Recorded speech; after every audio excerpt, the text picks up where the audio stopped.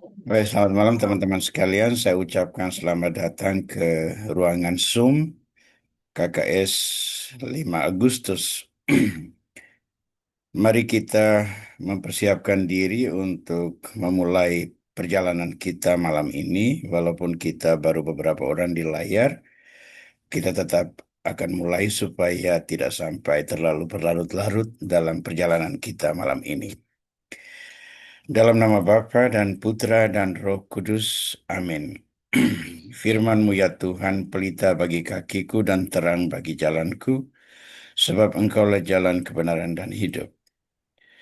Kami bersyukur kepadamu karena Engkau kembali menghimpun kami di dalam kebersamaan malam ini, dalam program rutin pendalaman kitab suci, firman-Mu yang Kau wariskan bagi kami.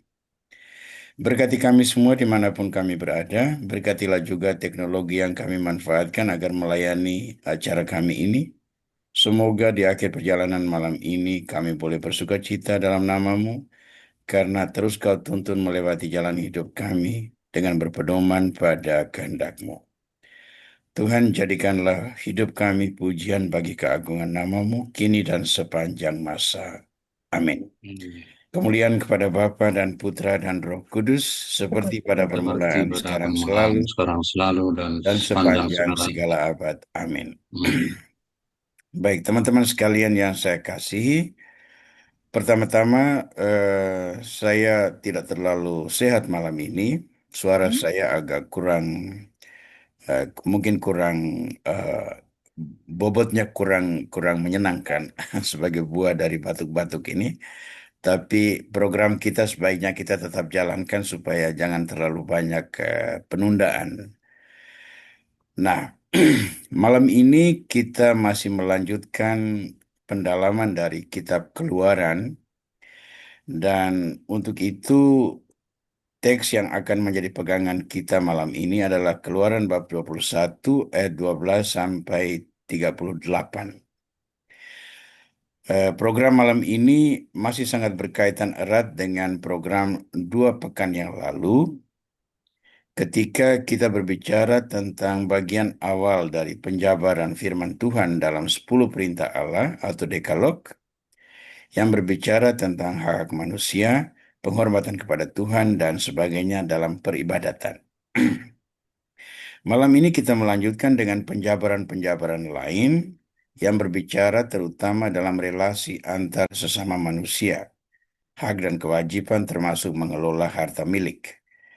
Maka tanpa membuang waktu lebih banyak, saya akan mulai share screen supaya teman-teman bisa mengikuti apa yang menjadi pendalaman kita malam ini.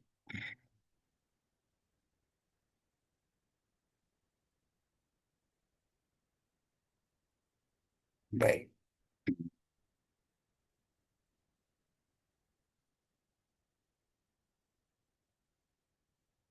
Baik, judul yang kita pergunakan malam ini untuk pembahasan kita adalah pentingnya hukum Allah bagi kehidupan manusia.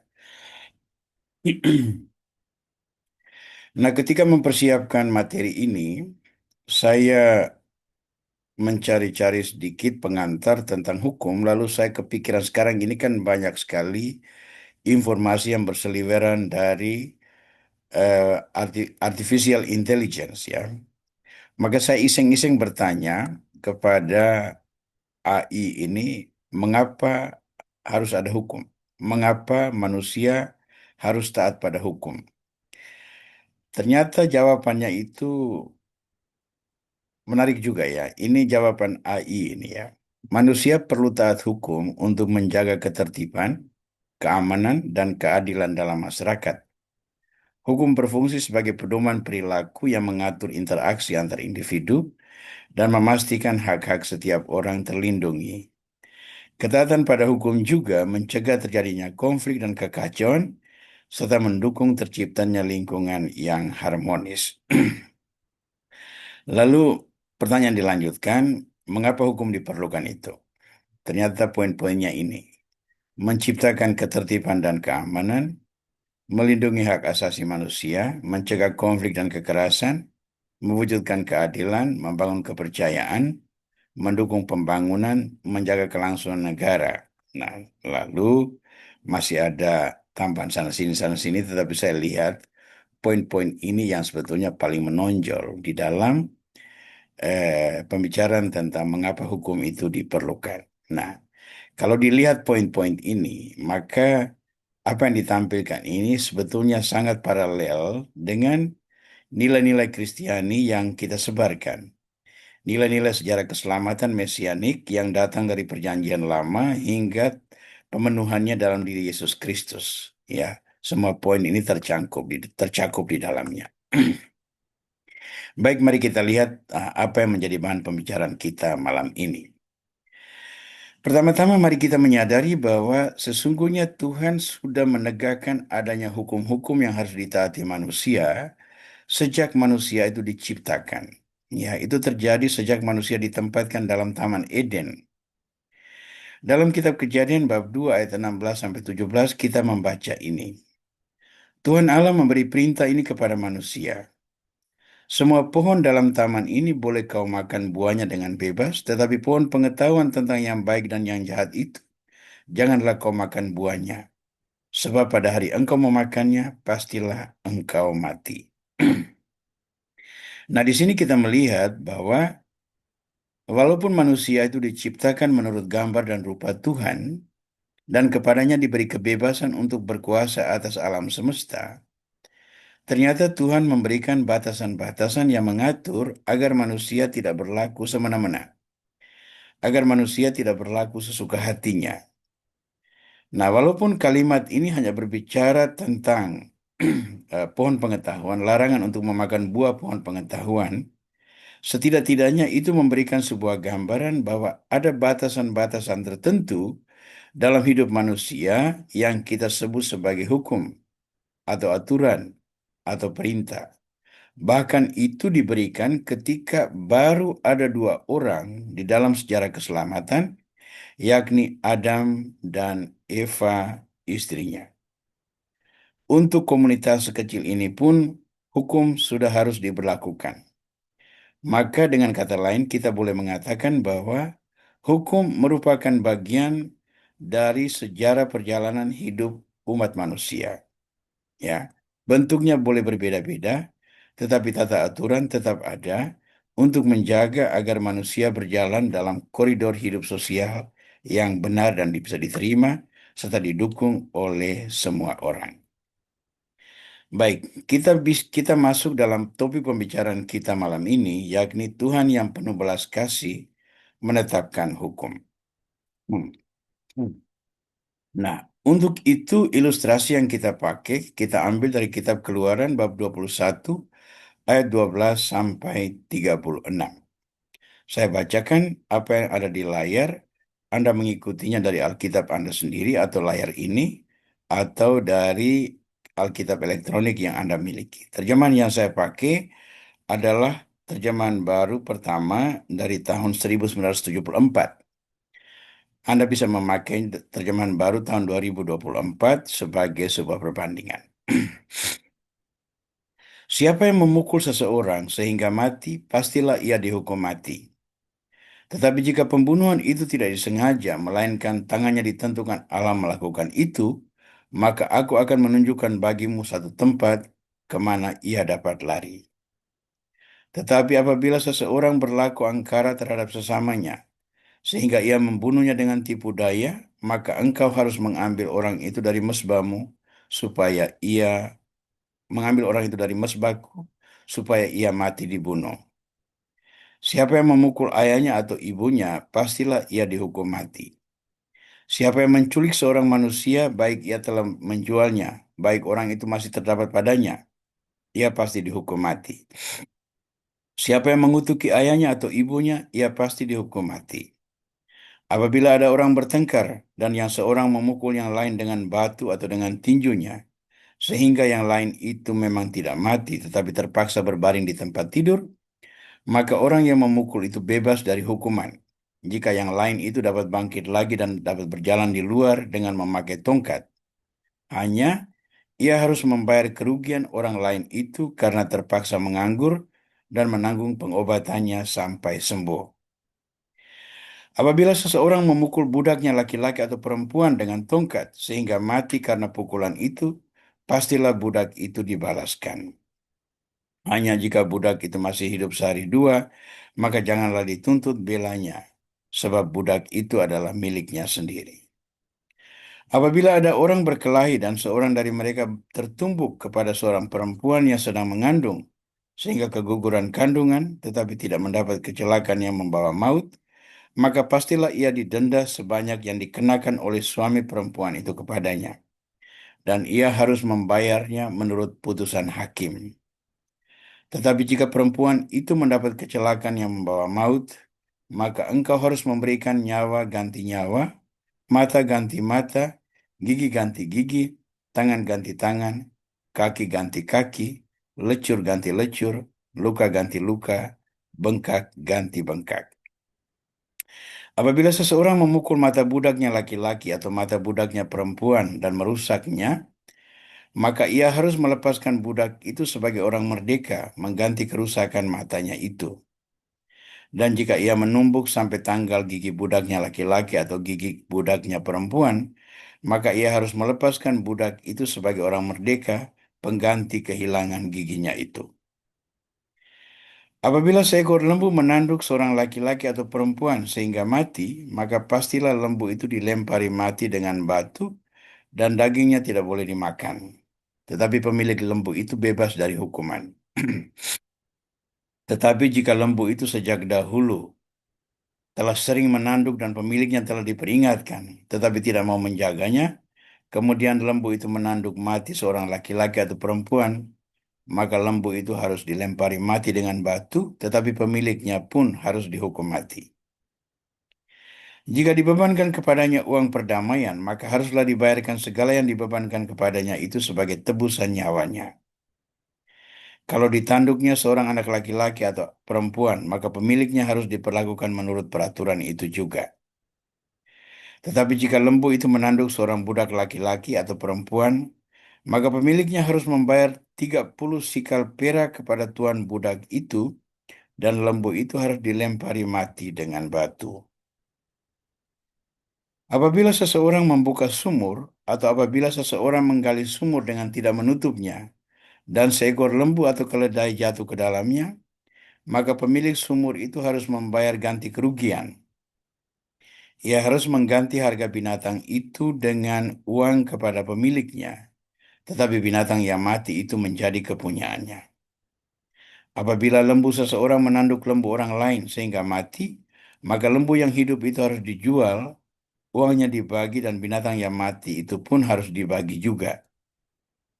Tetapi kalau lembu itu terkenal telah sering menanduk sejak dahulu, dan walaupun demikian pemiliknya tidak mau menjaganya, maka ia harus membayar ganti kerugian sepenuhnya. Lembu ganti lembu, tetapi binatang yang mati itu menjadi kepunyaannya. Nah, kita melihat ternyata aturan di dalam kitab Taurat itu juga cukup terperinci, mengatur hak-hak hidup atau peraturan-peraturan yang berkaitan dengan harta milik yang menyentuh kehidupan sehari-hari, yang dipraktikkan oleh kaum Yahudi, orang-orang Israel, turunan Yakub.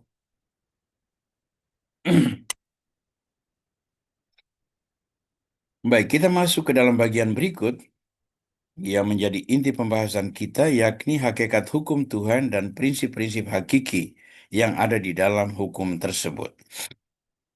Nah, untuk bahasan malam ini kita mulai dengan memahami bahwa hukum Tuhan yang dijabarkan dalam Keluaran bab 21 ayat 12 sampai 36 ini sesungguhnya mengalir dari atau penjabaran terperinci dari 10 hukum Tuhan, ya Dekalog. Itu terutama dalam hal hak milik. Jadi misalnya soal menghormati orang tua, perintah keempat, soal apa perintah kelima itu membunuh, perintah keenam tidak itu, perintah ketujuh jangan mencuri, perintah kedelapan jangan, perintah kesembilan dan kesepuluh terutama jangan mengingini harta milik sesama. Itu boleh dikatakan mempunyai penjabaran antara lain yang kita bicarakan malam ini. Nah, hukum Tuhan itu juga dimaksudkan untuk menanggapi hal-hal buruk yang terjadi di dalam kehidupan masyarakat. Ya, jangan lupa bahwa orang Israel itu baru keluar dari perbudakan Mesir. Sebagai budak, mereka tidak mempunyai hak, mereka tunduk pada perintah tuannya dan diatur kehidupannya. Lalu sekarang mereka hidup di padang gurun sebagai bangsa merdeka, memperoleh perintah dari Tuhan untuk mengatur hidup mereka sebagai sebuah bangsa merdeka. Orang bisa melakukan segala sesuatu seturut sukanya, lahir dari euforia atau sukacita karena telah menjadi bangsa yang merdeka. Maka ia bisa bertindak buruk. Nah, untuk mengantisipasi hal-hal buruk di masa depan, Tuhan lalu memberi perintah penja- penjabaran-penjabaran konkret atas dasar 10 perintah yang menjadi ideologi.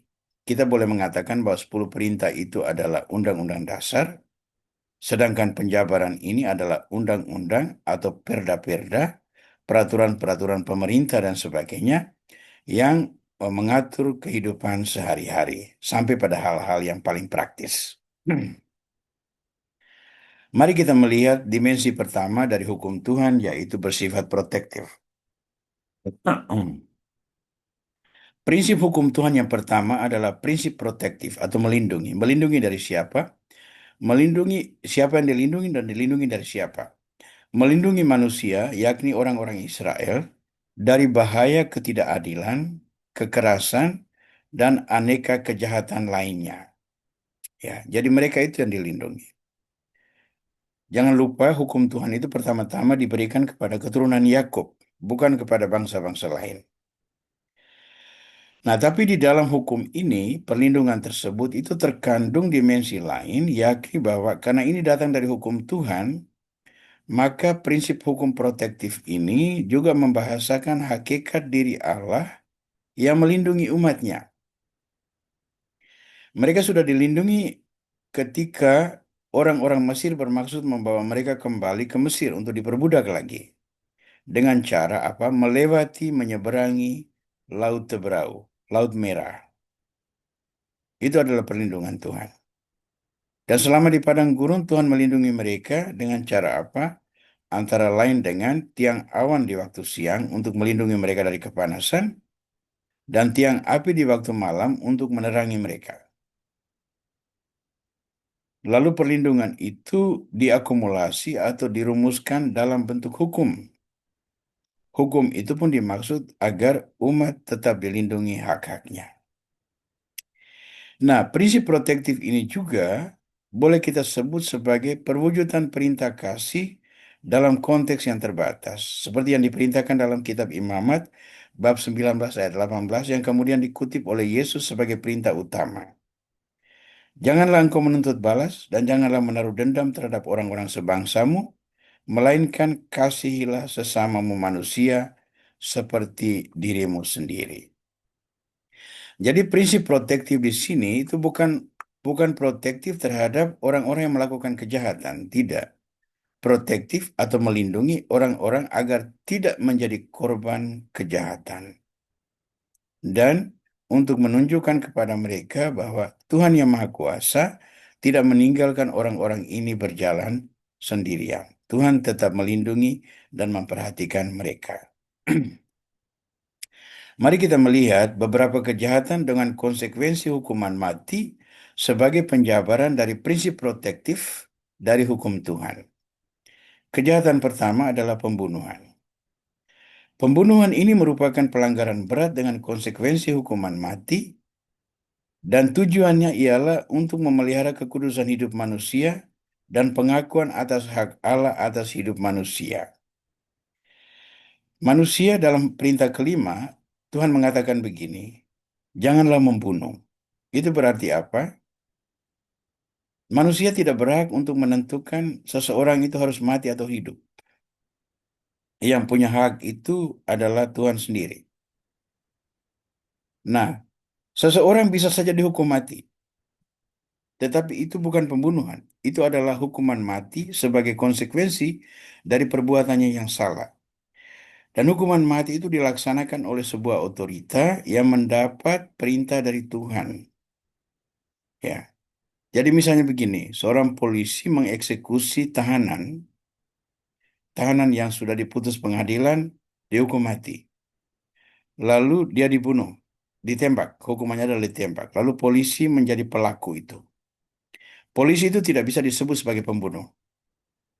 Karena dia hanya alat hukum yang melaksanakan eksekusi atas dasar hukum pengadilan. Mungkin polisi itu berkutat dalam hatinya suara nuraninya mungkin mengganggu dia. Saya kenal ada polisi yang pernah eh, melakukan eksekusi terhadap tahanan yang dihukum mati, lalu dia cukup lama bergulat dengan suara hatinya. Tapi pada akhirnya kita katakan bahwa itu bukan keputusan dia, itu juga bukan kehendak bebas dia, tapi itu tugas sebagai instrumen dari hukum. Ya. Nah, di sini pembunuhan yang dimaksud adalah penghilangan nyawa seseorang atas dasar sebuah kehendak bebas. Jadi orang dengan sadar melakukan penghilangan nyawa orang lain. Walaupun itu bisa terjadi karena seseorang marah, haknya dirampas dan sebagainya, lalu dia melakukan pembunuhan sebagai upaya membalas dendam. Nah, apa kata Kitab Keluaran bab 21? Siapa yang memukul seseorang sehingga mati, pastilah ia dihukum mati. Tetapi jika pembunuhan itu tidak disengaja, melainkan tangannya ditentukan Allah melakukan itu, maka aku akan menunjukkan bagimu satu tempat kemana ia dapat lari. Itu contohnya seperti polisi sebagai instrumen hukum tadi. Tetapi apabila seseorang berlaku angkara terhadap sesamanya sehingga ia membunuhnya dengan tipu daya, maka engkau harus mengambil orang itu dari mesbahku supaya ia mati dibunuh. Nah, saya jelaskan sedikit tentang mesbah ini. Mesbah itu terletak di dalam tabernakel atau kemah Tuhan dan itu tempat suci. Jadi ketika orang masuk ke dalam mesbah itu, dia tidak bisa dibunuh di situ. Ya. Tapi apabila orang melakukan sesuatu karena angkara murka terhadap sesamanya tadi itu, membunuh dengan tipu daya, lalu misalnya dia berlari masuk dan berlindung pada mesbah Tuhan, maka dia boleh dibawa keluar untuk dieksekusi hukuman matinya. Ya. Jadi pembunuhan ini perkara serius dan konsekuensi hukuman mati telah diatur sejak kitab Taurat itu ditulis. Ya. Dosa kedua yang juga berkonsekuensi hukuman mati adalah melecehkan orang tua. Pelanggaran berat dengan konsekuensi hukuman mati karena melecehkan wewenang orang tua dalam keluarga dan ketidakpantasan perilaku terhadap mereka. Siapa yang memukul ayahnya atau ibunya, pastilah ia dihukum mati. Siapa yang mengutuki ayahnya atau ibunya, ia pasti dihukum mati. Ya. Nah, ini perintah ini cukup jelas untuk mengakui sebuah otorita. Jangan lupa, memukul ayah atau ibu itu bukan sekedar sebuah tindakan sederhana, ya. Mengutuki ayah dan ibu di sini juga dalam skala besar berarti mengharapkan yang buruk, menganggap mereka menjadi bagian dari sesuatu yang buruk, maka menyumpahi mereka itu pun berakibat hukuman mati bagi orang yang melakukannya. Ya. Jadi hak-hak orang tua sebagai penjabaran perintah keempat, ya, hormatilah orang tuamu, ditegakkan di sini. Yang berikut, penculikan dan perdagangan manusia. Pelanggaran berat dengan konsekuensi hukuman mati karena menempatkan nilai-nilai material di atas harkat dan martabat manusia. Ya. Nah, kita tentu ingat apa yang terjadi dengan penculikan dan penjualan Yusuf, anak Yakub, oleh saudara-saudaranya. Mereka bersekongkol melakukan itu sehingga tidak ada yang tahu. Ya, tapi itu terjadi juga sebelum penulisan hukum ini. Itu terjadi sebelum eh, perintah Tuhan diwahyukan di Gunung Sinai. Orang Israel belum dibebaskan dari perbudakan Mesir. Tapi kita tentu ingat ketika mereka dikurung oleh Yusuf di tanah Mesir, mereka lalu berkata satu sama lain bahwa betapa adik mereka Yusuf itu menderita kesesakan sama seperti yang mereka alami saat itu. Jadi dosa sudah ada, tapi hukumannya itu dijabarkan secara spesifik sesudah wahyu Tuhan disampaikan kepada orang beriman pada peristiwa Sinai. Kitab Keluaran bab 21 ayat 16 mengatakan demikian. Siapa yang menculik seorang manusia, baik itu, ia telah menjualnya, baik orang itu masih terdapat padanya, ia pasti dihukum mati. Jadi ada penculikan yang berarti mengambil kebebasan manusia. Seseorang yang diculik itu biasanya disekap. Dan disekap berarti kebebasan dia sebagai manusia itu dikangkangi orang lain, dikuasai oleh orang lain. Ya, lalu ketika dia dijual, disitulah dia diperdagangkan. Berarti harta harga jual orang itu dinilai lebih penting daripada martabat orang itu. Ya, itulah perbudakan. Nah, untuk dosa-dosa tentang hal ini, orang menurut hukum Taurat, orang harus dihukum mati. Hukuman mati dibuat untuk orang yang melakukan kejahatan, sehingga hak orang-orang yang tidak berdosa itu dapat dilindungi, dapat ditegakkan. Itu prinsip pertama, yakni prinsip protektif. Kita masuk kepada prinsip kedua, yakni prinsip retributif. Hmm. Prinsip retributif ini berisi pembalasan. Kekerasan dan ketidakadilan tetap ada walaupun sudah ada prinsip protektif, ya. Dalam nomor satu itu ada prinsip protektif, tetapi ternyata kekerasan dan ketidakadilan itu tetap ada di tengah umat Israel.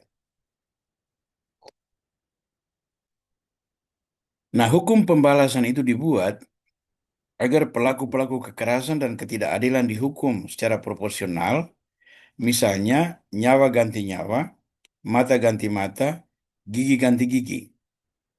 Ya. Dalam kitab Ulangan bab 19 ayat 21 kita membaca ini. Janganlah engkau merasa sayang kepadanya, sebab berlaku nyawa ganti mata, nyawa ganti nyawa, mata ganti mata, gigi ganti gigi, tangan ganti tangan, atau kaki ganti kaki. Nah, ini namanya prinsip retributif. Apa yang kamu buat kepada orang lain, itu yang akan dibuat kepada dirimu sendiri. Nah, sekarang kita lihat model-model hukuman. Kategori pembalasan itu adalah kategori pembalasan yang setimpal. Kita lihat di sini misalnya,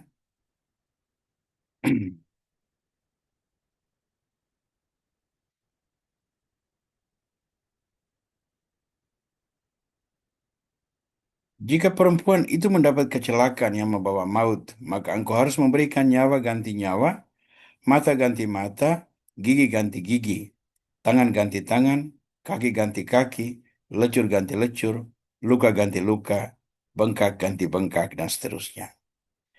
Jadi di sini dalam pembalasan retributif ini masih terkandung unsur nyawa ganti nyawa. Ya, berarti nyawa seseorang itu bisa diambil karena dia telah melakukan kejahatan. Tetapi di sini yang paling prinsip yang dipegang adalah bahwa itu pembalasan yang setimpal dengan kejahatan apa yang dia lakukan orang tersebut. Ya.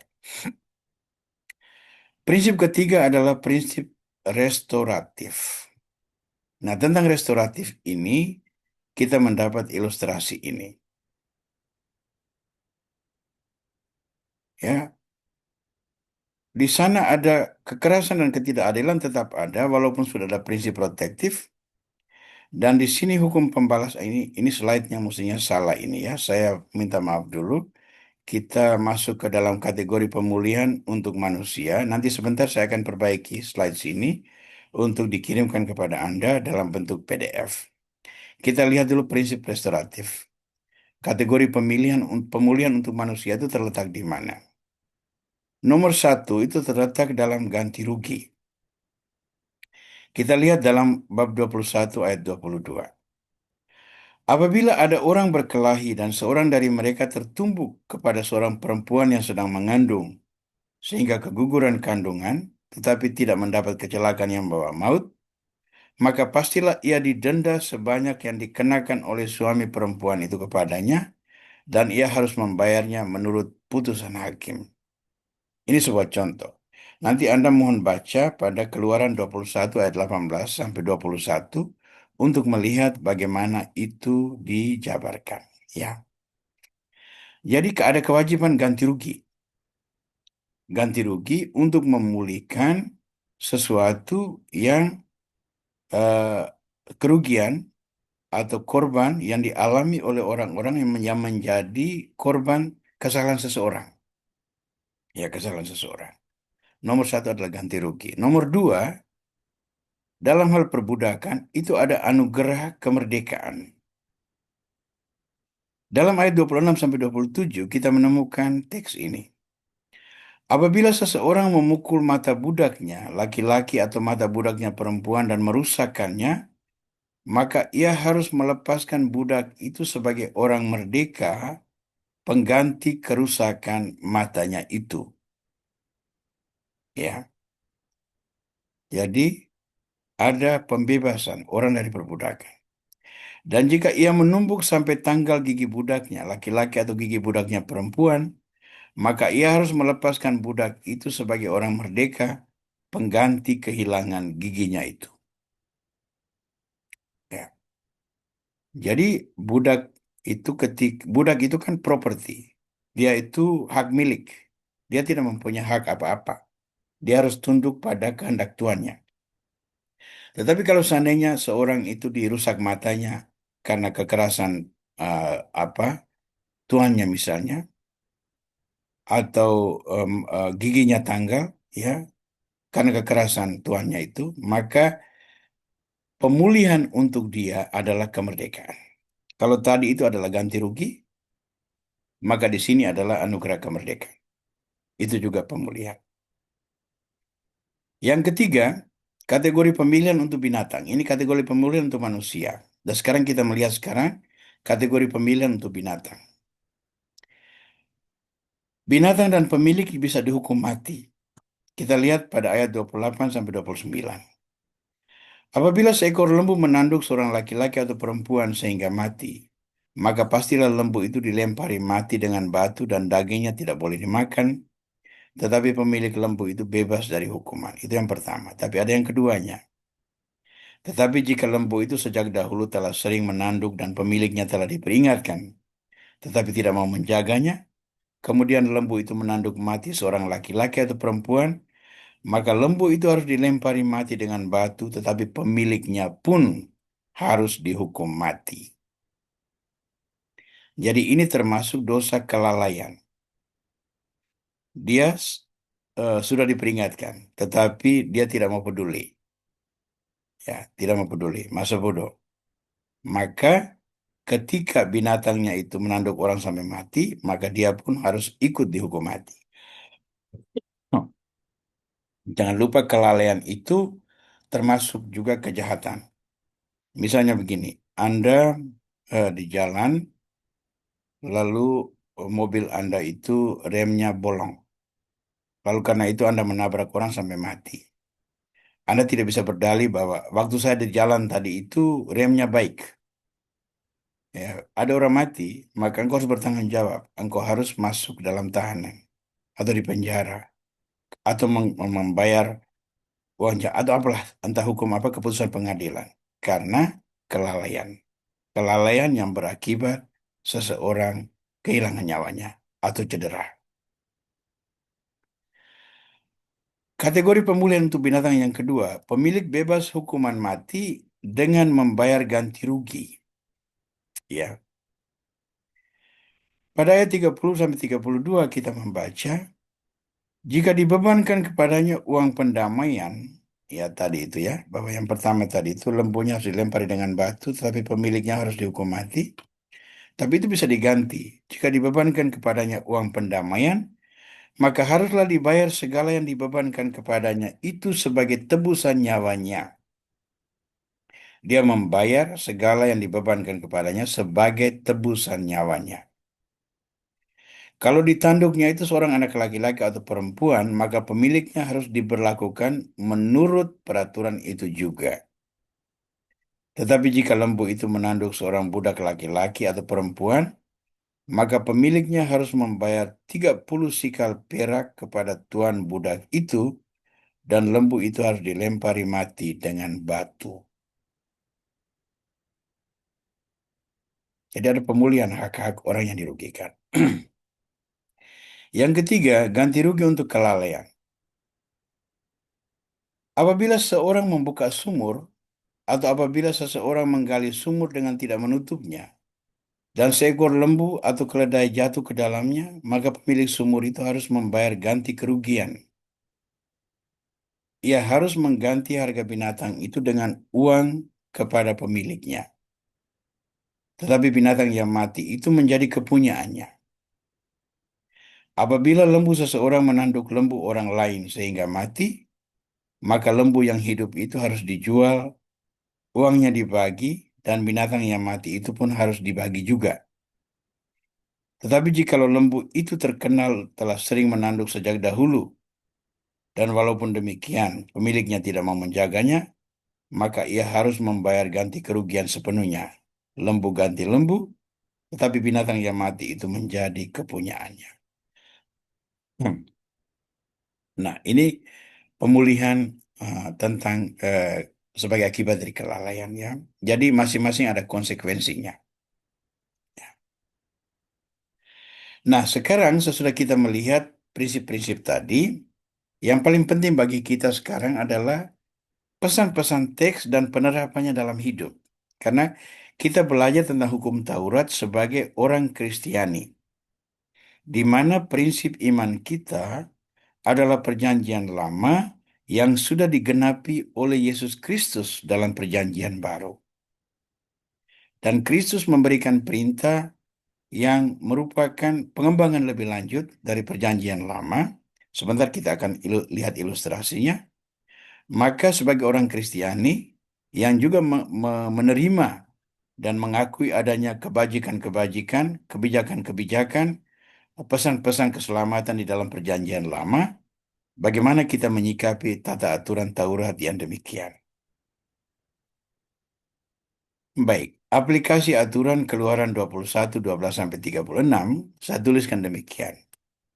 Pengajaran perjanjian lama masih relevan dalam sejumlah aspek, namun dilengkapi dengan pengajaran kasih oleh Yesus Kristus.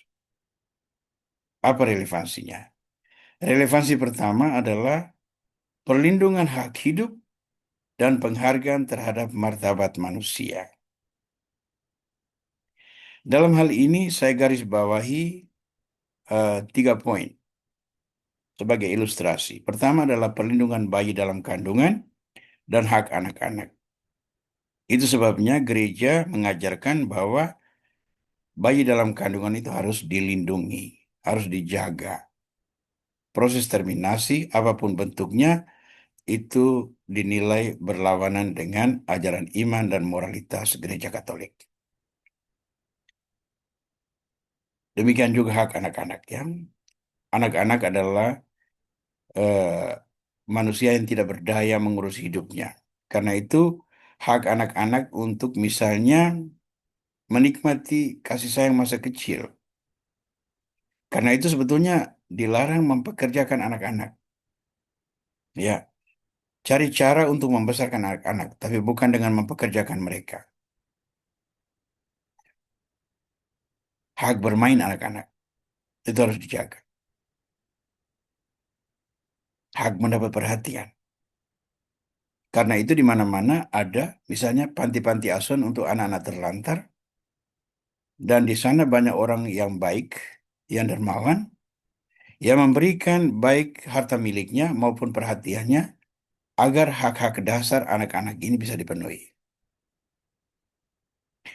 Karena itu salah satu praktek iman orang Kristiani adalah berupaya agar anak-anak baik dalam kandungan maupun yang sudah lahir yang tidak berdaya mengurus dirinya sendiri itu dilindungi dan dipenuhi hak-haknya. Poin kedua adalah perlindungan kaum perempuan, difabel, orang-orang dewasa yang rentan pelecehan. Nah, kaum perempuan ini kenapa harus diberikan catatan khusus? Karena sering sekali misalnya di dalam sebuah peristiwa kejahatan, ya, peperangan dan sebagainya, kaum perempuan ini mengalami eh, perlakuan yang boleh dikatakan tidak bisa diterima, terutama dalam bentuk pemerkosaan dan sebagainya. Ya, maka hak perempuan ini perlu dilindungi. Demikian juga kaum difabel, orang-orang cacat, orang-orang yang terganggu akal budinya dan sebagainya itu harus dilindungi. Tapi juga yang sekarang yang sangat penting adalah juga orang-orang dewasa yang rentan pelecehan. Itu saya terjemahkan dari istilah bahasa Inggris itu vulnerable adult. Seperti apa orang-orang dewasa yang rentan pelecehan. Misalnya begini, katakanlah ada bos yang mata keranjang. Lalu ada pelamar-pelamar pekerja yang baru. Lalu dia hanya menerima pelamar pekerjaan itu kalau seandainya pelamar-pelamar baru itu memenuhi hasrat seksualnya, baik itu heteroseksual maupun homoseksual. Nah, mungkin karena orang-orang ini terjebak dalam sebuah kebutuhan akan pekerjaan, ya untuk menghidupi keluarganya, maka dia terpaksa memenuhi apa yang dituntut oleh bosnya itu. Ya. Nah, di sini kita melihat bahwa mereka melakukan bukan atas dasar sebuah kebebasan. Mereka bisa menolak, tetapi mereka tidak berdaya menolak karena mereka ada dalam kondisi yang lemah. Itu kita sebut sebagai vulnerable adult.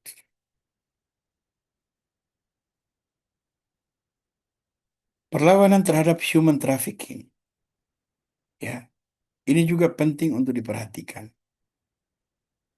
Jangan sampai sebagai orang Katolik kita menjadi agen perdagangan manusia.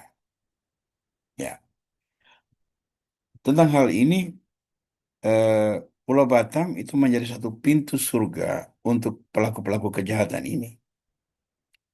Ya, Komisi Perlindungan Hak-Hak Perempuan dan Anak-anak dan Korban Human Trafficking memiliki data yang luar biasa bagus. Mungkin kalau ada yang misalnya kontak Romo Pascal untuk menemukan data-data itu juga baik. Ya, tetapi yang paling penting di sini adalah berlaku adil, berlaku adil. Karena di dalam human trafficking itu selalu ada pelaku, ada korban, tetapi juga ada manipulator yang memanfaatkan situasi ini untuk kepentingan-kepentingannya sendiri, untuk agenda-agendanya, misalnya agenda politik atau kejahatan lain berupa pemerasan dan sebagainya. Maka human trafficking ini sebagai satu kejahatan yang menyerang langsung martabat manusia itu perlu dihadapi dengan baik. Yang kedua, aplikasi dari pengajaran Kitab Keluaran 21, 12, 36 AD adalah berbuat baik terhadap pelaku kekerasan sebagai sisi lain dari pelaksanaan hukum. Mengapa kita perlu melakukan ini? Yang pertama, penegakan hukum tanpa ada upaya rekonsiliasi hanya akan melahirkan lingkaran pembalasan yang tidak berujung. Jadi misalnya kita katakan begini, seseorang misalnya dibunuh, lalu keluarga korban menuntut bahwa yang pelaku juga harus dihukum mati. Kelihatannya adil kan? Orang dibunuh, pelakunya dibunuh. Maka semuanya itu berjalan seimbang. Tapi pembunuhan pelaku ini itu akan menumbuhkan juga sakit hati keluarga korban hukuman mati ini. Maka di sini sakit hati antara dua pihak ini ketika tidak ada rekonsiliasi selalu ada potensi melahirkan pembalasan baru. Maka Kristus mengajarkan kita melakukan yang lebih jauh daripada sekedar menegakkan keadilan saja. yakni melakukan melewati batas keadilan itu. Orang Kristiani diharapkan untuk bergerak lebih jauh daripada sekedar penegakan hukum. Itu yang disebut antara lain kita sebut sebagai rekonsiliasi dan penegakan perdamaian, sehingga itu membawa apa itu keharmonisan yang sejati itu di situ. Ya, kita lihat contoh misalnya sesudah peristiwa apartheid di Afrika Selatan, tuntutan umum kan pelaku apartheid diadili dan dihukum agar keadilan ditegakkan. Tapi Nelson Mandela mengatakan kita tidak boleh hanya sekadar menghukum orang, tetapi mengupayakan rekonsiliasi. Orang harus mengakui perbuatannya yang melakukan kejahatan kemanusiaan, tapi dia tidak harus dipenjara. Tapi pengakuan itu harus publik, lalu dibuatlah rekonsiliasi sehingga masyarakat tidak terus-menerus merasa terluka oleh kejahatan masa lalu. Nah, dalam hal ini Injil Matius bab 5 ayat 38 sampai 48 itu memberikan ilustrasi yang sangat baik. Ya, kamu telah mendengar firman, mata ganti mata dan gigi ganti gigi. Tetapi aku berkata kepadamu, jangan melawan orang yang berbuat jahat kepadamu, melainkan siapapun yang menampar pipi kananmu, berikanlah juga pipi kirimu. Dan kepada orang yang hendak mengadukan engkau karena engkau mengingini bajumu, serahkanlah juga jubahmu. Dan siapapun yang memaksa engkau berjalan sejauh 1 mil, berjalanlah bersama dia sejauh 2 mil. Berilah kepada orang yang meminta kepadamu dan janganlah menolak orang yang mau meminjam daripadamu. Kamu telah mendengar firman, kasihilah sesamamu manusia dan bencilah musuhmu. Tetapi aku berkata kepadamu, kasihilah musuhmu dan berdoalah bagi mereka yang menganiaya kamu. Karena dengan demikian, kamu menjadi anak-anak Bapamu yang di surga, yang menerbitkan matahari bagi orang-orang yang jahat dan orang-orang yang baik, dan menurunkan hujan bagi orang yang benar dan orang yang tidak benar. Apabila kamu mengasihi orang yang mengasihi kamu, apakah upahmu? Bukankah pemungut cukai juga berbuat demikian? Dan apabila kamu hanya memberi salam kepada saudara-saudaramu saja, apakah lebihnya daripada perbuatan orang lain? Bukankah orang yang tidak mengenal Allah pun berbuat demikian? Karena itu haruslah kamu sempurna, sama seperti Bapamu yang di surga adalah sempurna. Nah, di sini prinsip Kristus ditegakkan. Kenapa? Kristus menghendaki agar orang menjadi sempurna sama seperti Bapa di surga adalah sempurna. Nah, kesempurnaan Bapa itu tergambar di mana? Bapamu di surga menerbitkan matahari bagi orang jahat maupun orang baik, menurunkan hujan bagi orang benar maupun tidak benar. Dengan kata lain, kasih Tuhan itu tetap turun, baik bagi pelaku kejahatan maupun bagi korban kejahatan. Bagi pelaku kejahatan, karunia itu turun agar dia mengalami pertobatan. Dan korban kejahatan, dia mengalami peneguhan. Bahkan dia bisa membantu sesamanya untuk melakukan pertobatan. Dengan cara apa? Caranya semua di sini. Jika orang menampar pipi kananmu, berikanlah juga kepadamu pipi kirimu. Ini bukan sebuah tindakan kebodohan, tetapi tindakan untuk memaksa pelaku kejahatan itu untuk merenung. Ya, bila orang mengadukan engkau karena ingin jubahmu, bajumu, serahkanlah juga jubahmu. Orang yang punya hati nurani, dia akan berpikir, waduh, saya ingin bajunya, dia beri juga jubahnya. Dia maksud apa ini? Nah, dorongan untuk berpikir, merenung, itu memaksa dia untuk melihat kebenaran dengan kacamata yang berbeda. Ya, kasihilah musuhmu dan berdoalah bagi mereka yang menganiaya kamu. Itu juga cara untuk memaksa orang untuk merenung, terutama pelaku hal yang tidak benar tadi. Karena dengan memaksa dia untuk merenung, dia akan bisa mengganti perspektifnya, lalu nanti kemudian dia akan melakukan kebenaran. Ilustrasi tentang itu kita lihat pada kutipan berikut. Yang ketiga, memulihkan hak-hak orang yang dirugikan sebagai ungkapan pertobatan sejati. Pertobatan sejati itu mengubah pola pikir dan tingkah laku orang. Seorang yang sungguh-sungguh bertobat, itu dia akan mengubah perilakunya dan juga pola pikirnya. Lalu yang kedua adalah memperbaiki kesalahan dan melakukan keadilan. Yang ketiga adalah memulihkan hak-hak pihak yang dirugikan sebagai bentuk tanggung jawab iman. Nah, ilustrasi itu kita temukan dalam Injil Lukas bab 19 tentang Sakeus. Nah, apa yang terjadi pada Sakeus? Sakeus ini kan ingin melihat Yesus, lalu dia naik pohon. Tiba-tiba Yesus datang dan berkata, Sakeus, turunlah, hari ini aku mau menginap di rumahmu.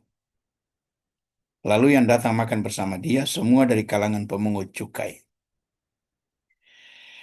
Kedatangan Yesus di tengah keluarga Sakeus memenuhi kerinduan dia yang ingin melihat Yesus tadi itu betul-betul merupakan sebuah intervensi Tuhan yang luar biasa.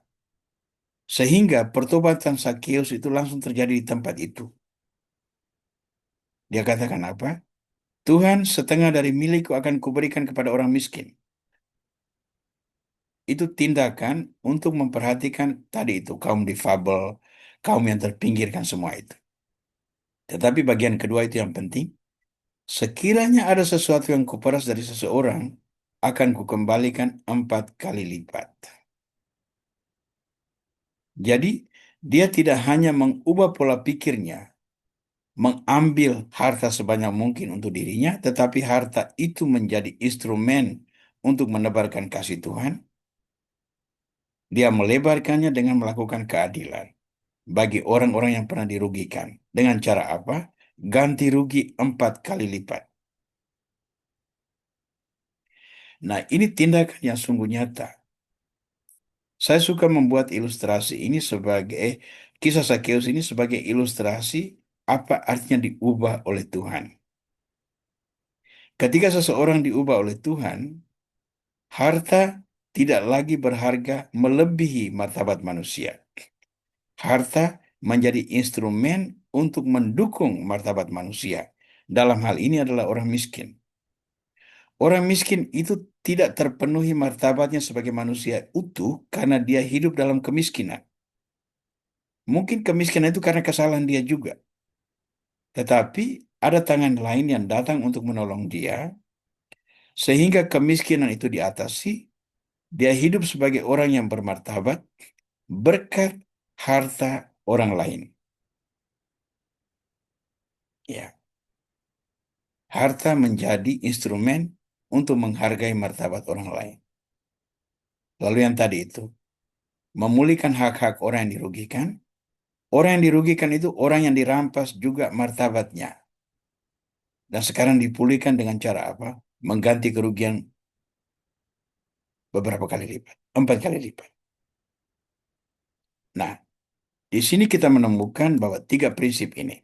Nomor satu, aturan kitab keluaran tadi itu memberikan kepada kita kesadaran pentingnya perlindungan hidup dan penghargaan terhadap martabat manusia. Yang kedua, kita perlu berbuat melebihi daripada sekadar menegakkan hukum, menerapkan hukum kasih untuk mendorong orang merenung hidupnya sehingga hidup itu tidak dikuasai oleh kekerasan demi kekerasan, dendam demi dendam. Dan yang terakhir adalah memulihkan hak-hak orang yang dirugikan sebagai ungkapan dari pertobatan sejati tersebut. Nah, saudara-saudara sekalian, saya harap bahwa ilustrasi saya malam ini cukup memberikan gambaran yang baik kepada teman-teman sekalian untuk seluruh proses ini. Suara saya memang agak parah malam ini, tapi saya harap Anda semua bisa mendengarkan dengan baik. Maka saya mengucapkan terima kasih untuk semua perhatian, untuk semua kesabaran mendengarkan penjelasan malam ini, dan semoga apa yang saya jabarkan bisa ditangkap dari tempat masing-masing. Baik, kita berhenti di sini dulu, dan kita masih punya waktu paling kurang 20 menit untuk bisa melakukan pendalaman bagi pihak-pihak atau orang-orang teman-teman yang masih ingin bertanya atau memberikan pendapat yang berbeda tentang penjabaran malam ini. Baik, saya buka dulu kesempatan kepada teman-teman untuk menyampaikan pertanyaan atau memberikan sharing yang lain.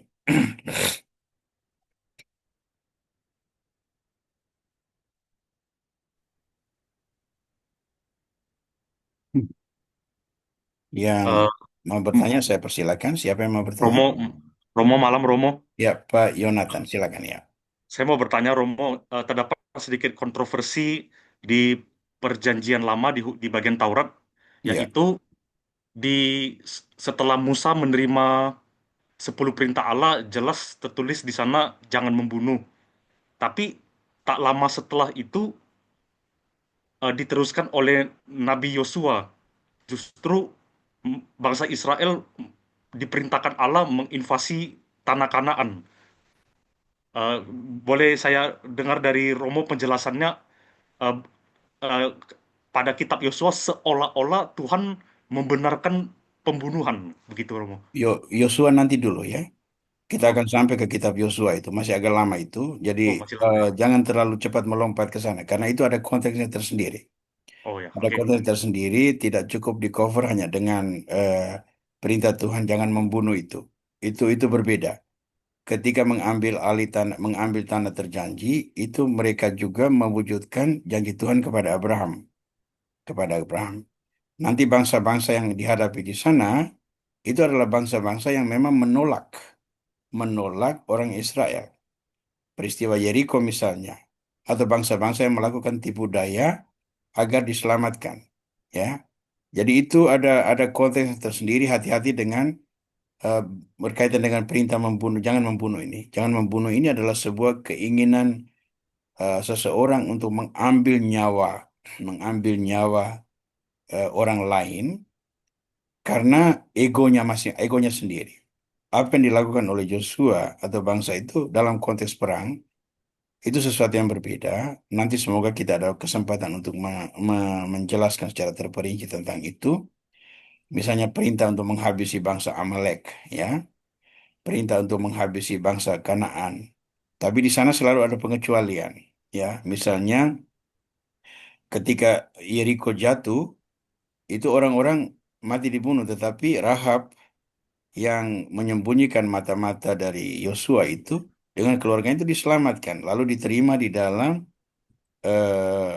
lingkungan bangsa Israel. Bahkan dalam silsilah Yesus, Rahab itu termasuk perempuan yang tercatat namanya dalam silsilah Yesus. Berarti ada konteks yang perlu dipahami di sana untuk bisa menjelaskan mengapa ada perintah membunuh orang-orang itu.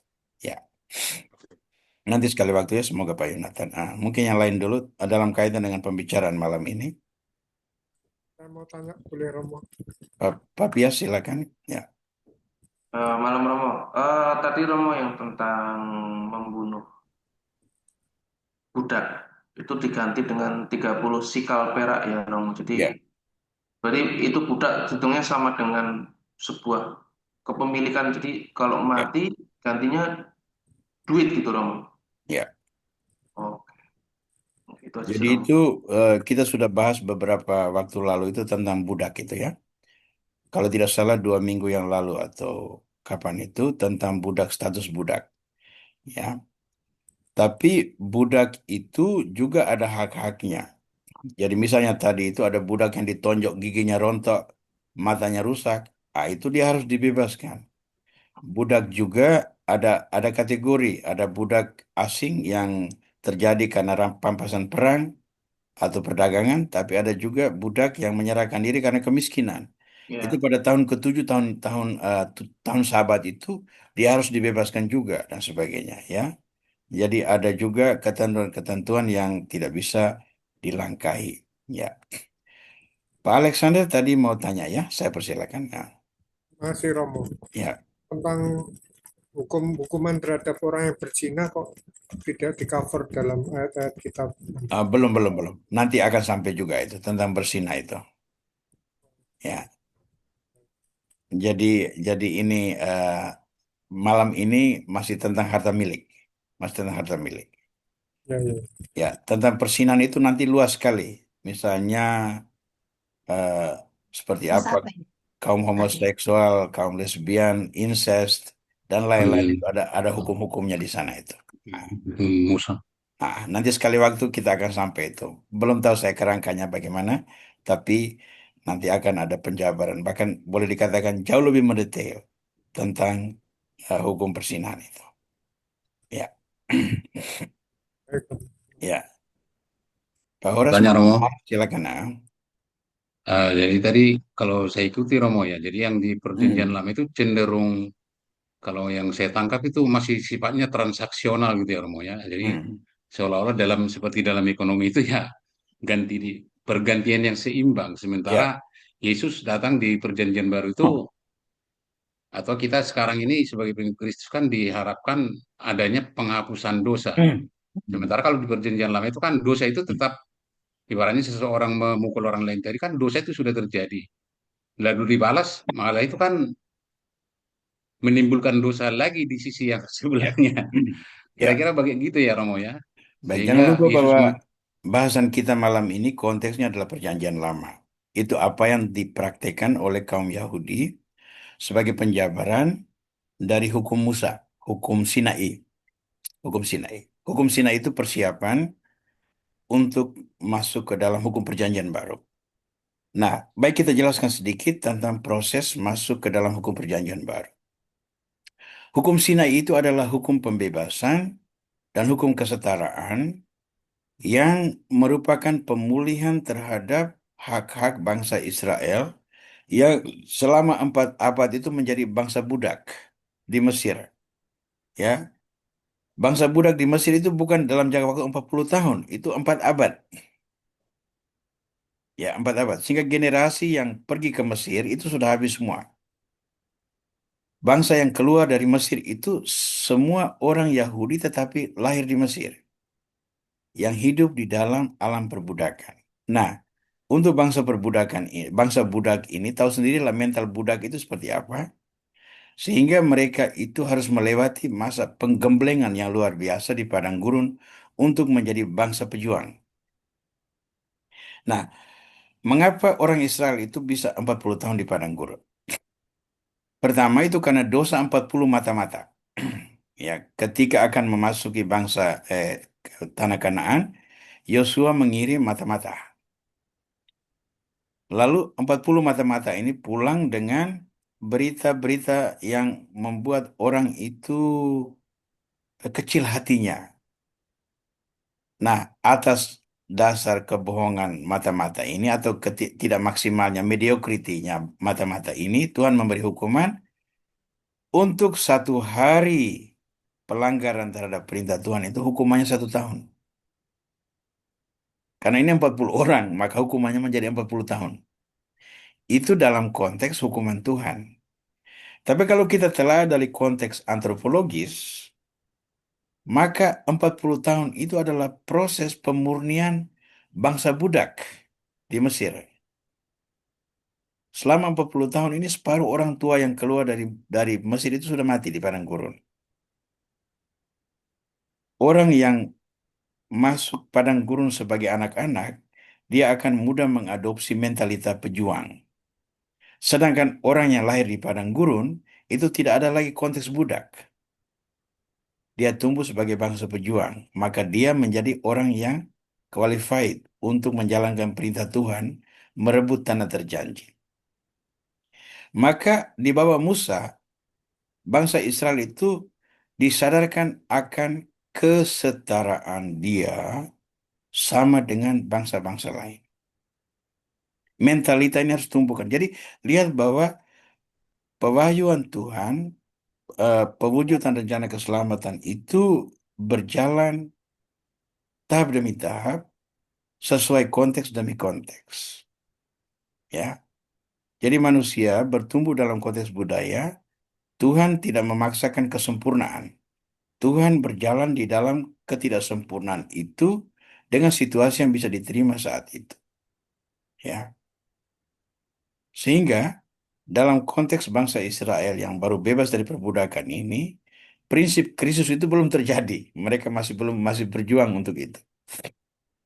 Nah, sehingga ketika Kristus datang, itu sebetulnya bangsa Yahudi sudah siap.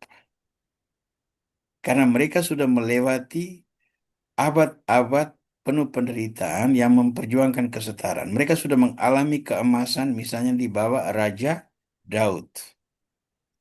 Tapi juga mereka sudah mengalami apa-apa artinya menjadi bangsa terbuang ketika mereka dikalahkan oleh Assyria atau dibuang ke Babilonia. Dan ketika Yesus datang, mereka itu dijajah oleh bangsa Romawi. Maka Yesus datang itu mengedepankan apa pengajaran misalnya pengampunan, ya, mengasihi musuh, mendoakan orang yang menganiaya kamu.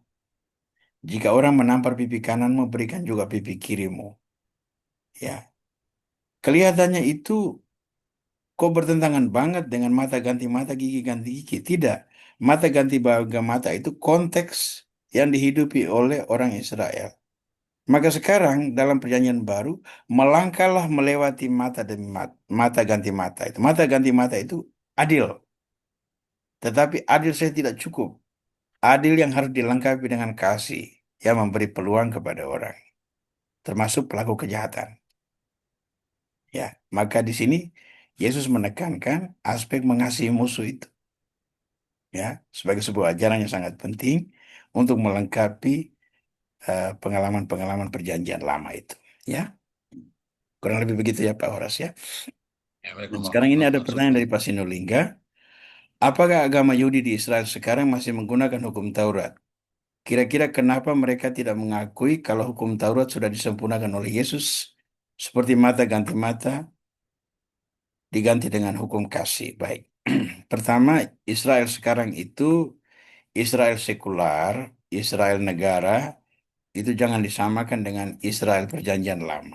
Ya, walaupun Israel yang ada sekarang itu mengklaim diri sebagai penerus bangsa Israel yang pernah hilang dari kawasan itu. Tapi orang Yahudi, terutama orang Yahudi Ortodoks, masih sangat meyakini dan menggunakan hukum Taurat sebagai pedoman hidup. Apakah mereka mempraktikkan semua ini? Setahu saya tidak. Karena yang berlaku di Israel itu adalah undang-undang sekuler. Undang-undang sekuler. Jadi mata ganti mata, gigi ganti gigi. Itu semua prinsip-prinsip agama, tetapi dalam kehidupan sosial, setahu saya itu tidak dilakukan. Ya. Orang-orang Yahudi sekuler juga tidak mempraktikkan hukum puasa, hukum sabat, dan sebagainya. Tapi ada tempat-tempat tertentu, ada hotel-hotel tertentu yang mereka sebut sebagai koser itu mereka mempraktikkan hukum-hukum Taurat. Dalam satu siaran misalnya, kami menginap di sebuah hotel di Nazaret yang pemiliknya adalah Yahudi Ortodoks. Dan diberlakukan hukum koser itu. Sehingga pada hari itu diumumkan bahwa hati-hati memakai lift dan sebagainya karena semua staf melaksanakan perintah Taurat itu. Nah, mengapa mereka tidak menerima Yesus? Karena konsep mesianik. Konsep mesianik orang Israel adalah Mesias datang untuk menegakkan kembali takhta Daud. Dalam arti politik. Karena itu di mata orang Yahudi, Benyamin Netanyahu itu lebih bisa diterima sebagai Mesias daripada Yesus. Karena Benyamin Netanyahu membawa kembali kekuasaan politik. Yesus melihat dari sisi berbeda. Yesus juga memenuhi janji keselamatan Tuhan, tetapi dalam kacamata rohania. Itu terutama terletak di dalam dialog antara Yesus dengan Pilatus dalam pengadilan terakhir. Pilatus bertanya, apakah engkau raja? Yesus berkata, memang saya raja, tetapi kerajaanku bukan dari dunia ini. Karena kalau kerajaanku dari dunia ini, maka hamba-hambaku pasti sudah berjuang untuk membebaskan aku. Jadi konsep kerajaan yang dimiliki dalam perjanjian lama disempurnakan oleh Yesus Kristus menjadi sebuah kerajaan universal atas dasar iman yang merangkum semua bangsa. Karena itu gereja kita sebut sebagai Israel baru. Jadi di sini ya, orang-orang Israel itu tidak bisa menerima Yesus karena konsep mesianik ini. Ya, Mata ganti mata, gigi ganti gigi, dan hukum kasih itu sebetulnya di dalam hukum Taurat juga ada. Karena ketika Yesus mengatakan bahwa kasihlah Tuhan Allahmu dengan segenap hati, kasihlah sesamamu seperti dirimu sendiri, itu semua kutipan dari hukum Taurat. Ya, kutipan dari hukum Taurat semua itu. Tetapi Yesus menuntut implementasi kasih itu lebih tinggi daripada penegakan hukum dalam skala tata aturan Taurat. Nah, itulah yang tidak diterima oleh orang-orang Yahudi. Kita lihat sebuah contoh itu ketika seorang perempuan tertangkap berzina dibawa menghadap Yesus itu. Ya. Lalu mereka berkata, menurut hukum Musa, perempuan ini harus dilempari dengan batu sampai mati. Apa pendapatmu? Lalu Yesus mengatakan, barang siapa yang tidak bersalah, dialah yang pertama melemparkan batu itu. Nah, tindakan Yesus ini melewati keadilan menurut hukum Taurat. Jadi kalau perempuan tadi itu kalau dilempari dengan batu sampai mati, itu benar menurut hukum Taurat. Ya, tapi Yesus mengatakan kalau itu terjadi maka pesan keselamatan itu tidak mencapai orang-orang Yahudi itu. Karena dalam prinsip Yesus, orang bisa berdosa, tapi kalau dia bertobat, hak-hak dia sebagai orang beriman itu dipulihkan. Nah, maka ketika dia berkata, barang siapa yang tidak berdosa, dialah yang pertama melemparkan batu, semua orang itu akhirnya mundur. Tidak ada satu orang pun yang bisa melempari batu kepada perempuan itu. Kenapa? Karena Yesus menuntut perenungan ini. Jika orang menampar pipi kananmu, berikanlah pipi kirimu. Nah, kalau orang yang menampar itu punya suara hati, dia akan berpikir lagi, mengapa orang ini memberikan pipi kirinya. Itu tidak ada beda dengan kata-kata Yesus tadi itu. Barang siapa yang tidak berdosa, dialah yang pertama melemparkan batu. Itu menggugat suara hati. Nah, ketika suara hati berbicara, dia tidak jadi melemparkan batu itu. Maka perempuan ini masih punya kesempatan untuk memperbaiki diri dan hidup sebagai orang bermartabat. Kan Yesus katakan apa? Aku juga tidak menghukum engkau, pergi dan jangan berdosa lagi. Ya, jadi disitulah ya, prinsip Yesus ini di mata Yahudi tidak dilihat sebagai satu kebenaran. Karena tidak sejalan dengan apa yang mereka pegang. Bagi orang Yahudi, Musa itu adalah tokoh sempurna. Yesus pada saat itu tidak. Makanya sampai hari ini orang Yahudi tetap tidak bisa menerima Yesus sebagai Mesias. Kita yang menerima Yesus sebagai Mesias, kita disebut sebagai orang Kristiani. Karena kita menerima Yesus sebagai Kristus, sebagai yang diurapi. Ada dua pertanyaan yang dikirim melalui WA. Yang pertama, pembunuhan yang tidak terencana seperti membela diri dari kejahatan perampokan yang lain-lain, apakah itu tidak berdosa? Jawaban saya tidak berdosa. Ya, ketika kamu diserang oleh para perampok, kamu membela harta milikmu, lalu kamu misalnya menghantam orang dengan balok, atau merebut senjata orang, lalu menusuk balik karena nyawamu terancam, itu kamu tidak berdosa. Tidak berdosa. Tapi dalam hal ini seseorang harus jujur. Ya. Begitu juga misalnya orang yang terlibat dalam perang sesuai dengan perintah negara. Bisa jadi dia tidak sesuai dengan hati nuraninya. Tapi kalau dia berada menaruh dan dia harus menembak orang sampai mati, itu dia sendiri tidak berdosa melakukan pembunuhan. Tidak. Ya. Kalau seseorang misalnya secara tidak sengaja melakukan sesuatu yang menyebabkan orang lain mati, ya. Dari sisi hukum, dia dilihat sebagai orang yang lalai, maka dia dihukum masuk penjara. Tetapi dari sisi iman, orang tersebut sesungguhnya boleh dibilang bahwa dia tidak berdosa. Tapi kalau kelalaian yang terjadi karena sudah diperingatkan seperti tadi itu, pemilik lembu sudah diperingatkan tapi tetap tidak memperhatikan lembunya, lalu lembunya menanduk orang sampai mati, maka dia menanggung kesalahan itu. Itu dosa kelalaian namanya. Hmm. Lalu pertanyaan yang kedua adalah tentang perlindungan eh, apa ini terhadap kandungan, ya.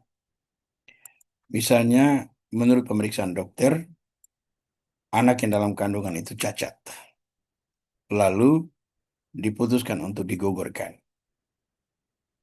Nah, itu sebetulnya kejahatannya sama seperti tadi itu, mengambil hak hidup yang merupakan hak Tuhan. Yang kedua, anak yang cacat itu kan jelas akan membutuhkan biaya yang besar. Menghilangkan anak cacat itu berarti menghemat biaya. Itu dosanya persis sama tadi. Meletakkan harta lebih tinggi nilainya daripada hidup yang merupakan anugerah Tuhan. Ya. Jadi secara moral, setiap hidup harus dipelihara. Walaupun ada indikasi sains bahwa anak ini akan terlahir cacat, anak ini akan terlahir dengan kebutuhan khusus, idiot dan sebagainya. Ya, dalam prinsip iman, hidup itu harus dihargai. So, sekali lagi, itu tren umum dan saya tahu ada orang Katolik yang melakukannya itu. Nah, bagaimana orang Katolik yang melakukan itu? Secara prinsipil sebetulnya dia melakukan dosa yang konsekuensinya itu adalah diekskomunikasi sebetulnya. Tetapi sebagai orang sesama kaum beriman, pastoral untuk mereka ini tidak boleh diabaikan. Ya, sama seperti orang yang bercerai, kawin Katolik bercerai dan kawin lagi, hak-hak dia sebagai orang Katolik tidak bisa sepenuhnya dipenuhi, tetapi pendampingan pastoral terhadap dia tidak boleh diabaikan. Karena itu pelaku kriminal di penjara tetap harus kita layani kebutuhan rohaninya, karena dia adalah umat Kristus juga. Mengapa pendampingan pastoral tetap diperlukan? Supaya orang-orang punya kesempatan untuk merenung. Dan ketika merenung, dia bisa melihat kebenaran. Dan kebenaran yang memberikan dia inspirasi yang baru, itu bisa mengubah dia untuk menjadi pribadi yang lebih baik. Banyak orang kudus, itu sebetulnya pernah melakukan kejahatan besar dalam hidupnya. Agustinus, Fransiskus Assisi, itu semua orang-orang yang tidak beres hidupnya, masa kecil, masa muda. Tapi kemudian, berkat pengenalan akan firman Tuhan, mereka lalu berubah. Nah, itulah keselamatan yang diberikan oleh Tuhan sebagai kesempatan kedua kepada orang berdosa untuk bisa berubah dari jalan hidupnya yang salah. Baik teman-teman sekalian, kita sudah mendekati 8:30. Suara saya juga sudah mulai susah. Jadi saya minta maaf, kita harus berhenti dulu ya, biar suara saya sedikit pulih untuk besok misa dan seterusnya. Saya ucapkan banyak-banyak terima kasih untuk perhatian teman-teman sekalian dan juga untuk kesabaran dalam mengikuti program malam ini. Dan program selanjutnya akan diumumkan seperti biasa melalui WA Group. Semoga kita akan berjumpa kembali pekan depan untuk pembahasan selanjutnya. Terima kasih untuk semua malam ini. Mari kita menutup doa KKS kita dengan doa penutup. Dalam nama Bapa dan Putra dan Roh Kudus. Amin.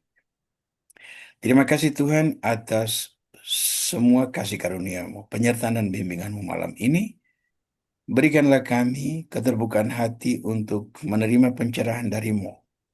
Dan biarlah sukacita kami Kau lengkapi dengan kesadaran bahwa Yesus senantiasa menyertai kami dan menuntun kami untuk melakukan hal yang benar dan baik dalam hidup dan pelayanan kami.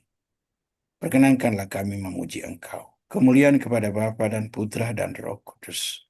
Seperti pada permulaan, sekarang selalu dan sepanjang segala abad. Amin. Tuhan bersamamu dan bersama rohmu. Berkat Allah Tritunggal Maha Kudus kiranya menaungi saudara-saudara sekalian, Bapa dan Putra, dan Roh Kudus. Amin. Amin. Terima kasih Romo. Terima kasih banyak. Tuhan Terima kasih Terima Bapak kasih, Ibu. Romo. Selamat Selamat malam. malam. sampai ketemu lagi. Terima Terima kasih, kasih. Romo. Selamat malam. Malam.